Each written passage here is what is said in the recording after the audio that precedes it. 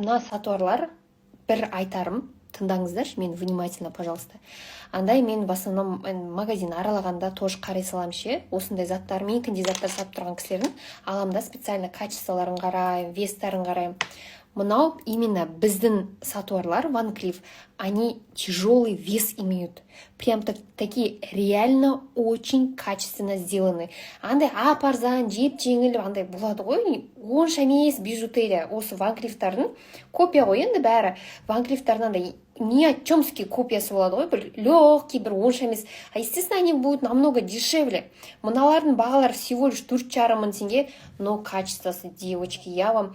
Они прям вес имеют тяжелый. И фурнитурасы тоже. Нержавеющая сталь, качественная нержавеющая сталь.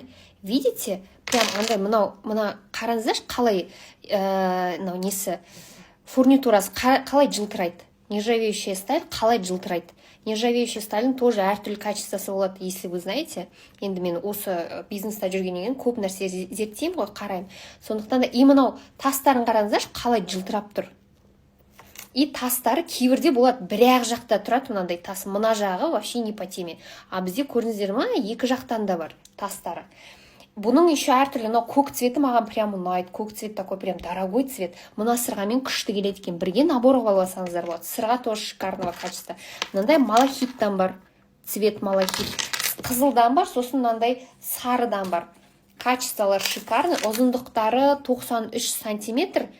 Бағалары 4,5 мың теңге. Алам десеңіздер алып алыңыздар, енді шикарного качества. Действительно айтамын мен сіздерге.